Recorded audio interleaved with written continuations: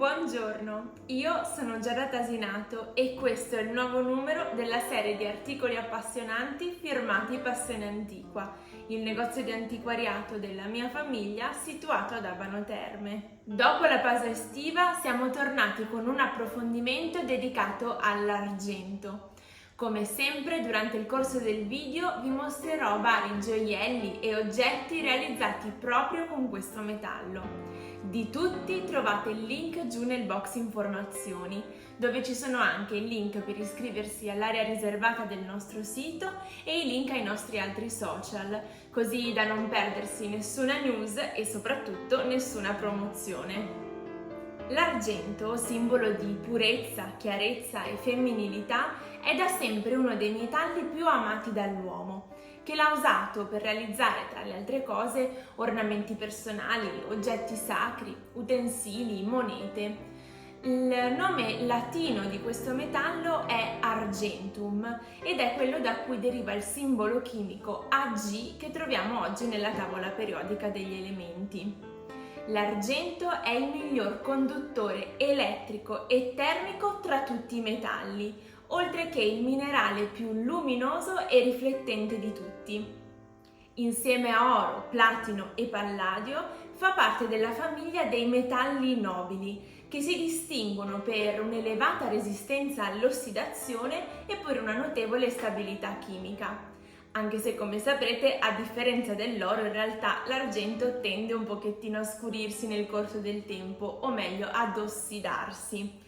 Questo avviene per il naturale contatto con lo zolfo presente nell'aria nel processo che si chiama solfatazione e in realtà non è nulla che non possa essere rimosso con qualche prodotto specifico e un bel po' di olio di gomito. Nel corso dei secoli l'argento è stato usato per realizzare tantissime tipologie di oggetti diversi, non solo ornamenti personali ma anche monete e vasellame, oppure strumenti musicali, oggetti liturgici. In realtà al giorno d'oggi è anche impiegato in ambito industriale, medico ed elettronico. Ma poi per esempio si usa per realizzare specchi, anche alcuni obiettivi fotografici. Insomma, l'argento è davvero un metallo estremamente versatile. Noto all'uomo sicuramente fin dalla preistoria, in realtà l'argento si è diffuso solo dal III millennio a.C. in Mesopotamia. Gli antichi egizi, pensate, lo ritenevano addirittura forse più prezioso dell'oro, tanto che i loro templi erano proprio ricoperti da oggetti creati in argento. Furono poi gli antichi greci e romani a sfruttare ampiamente questo metallo anche per realizzare gioielli, vasellame e oggetti per l'arredo della casa, così come dimostrano vari ritrovamenti negli scavi di molte ville romane. Il vero splendore però l'argento lo conobbe nel XIX e XX secolo, quando soprattutto in Francia e nell'Inghilterra vittoriana si diffuse la moda di realizzare gioielli, oggetti da toilette, ma anche scatole, cornici, accessori da viaggio proprio con questo metallo, che era considerato moderno ed elegante e quindi perfetto per quella borghesia in ascesa che desiderava solo distinguersi. Parlando di gioielli, è proprio in questo periodo che l'argento ne diventa protagonista.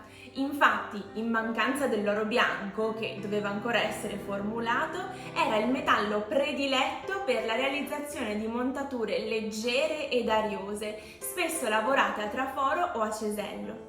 In particolare, i maestri dell'Art Nouveau lo usavano e l'adoravano per le loro opere d'arte ispirate al mondo della natura.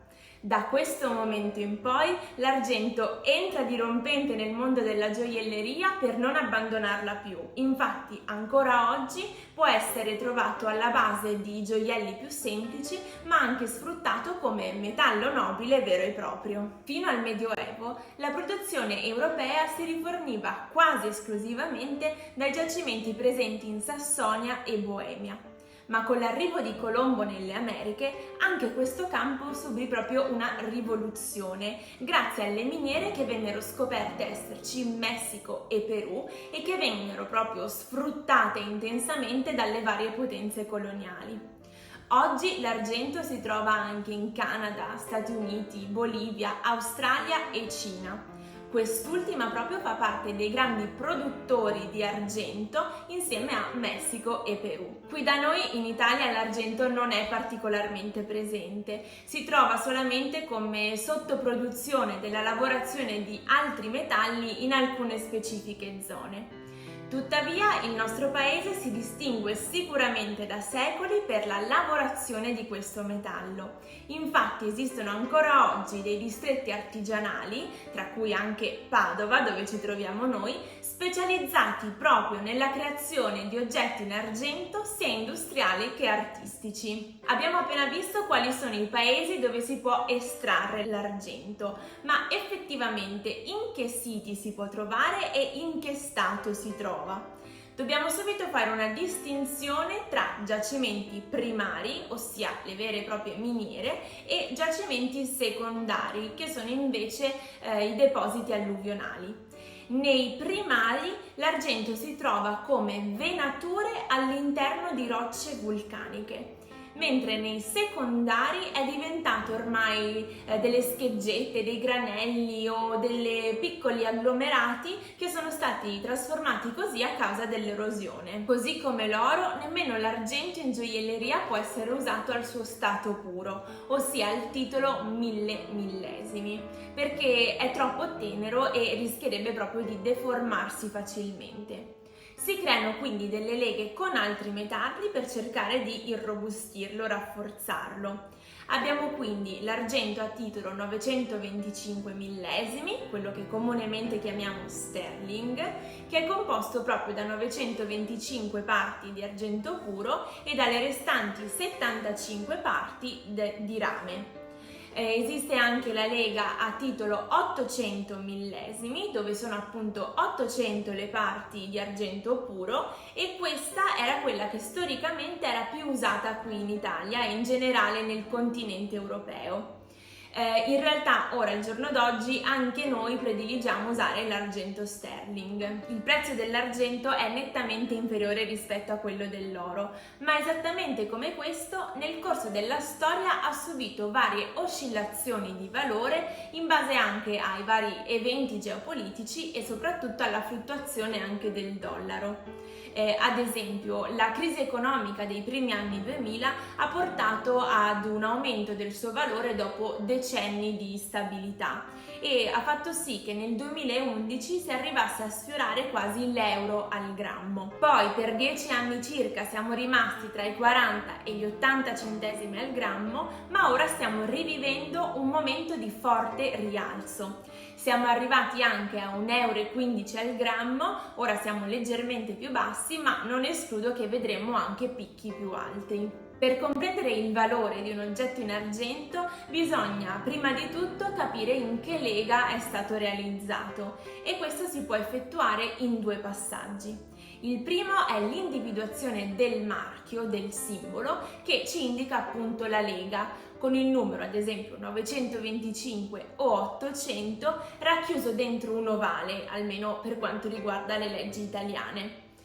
Però successivamente bisogna anche effettuare una verifica chimica vera e propria per avere la conferma definitiva. Questa si effettua mettendo a contatto il nostro oggetto con gli acidi specifici e bisogna vedere se questo reagisce proprio nella maniera corretta. Con il suo bagliore discreto e molto affascinante, l'argento continua a rinnovarsi senza mai dimenticarsi della sua lunga storia.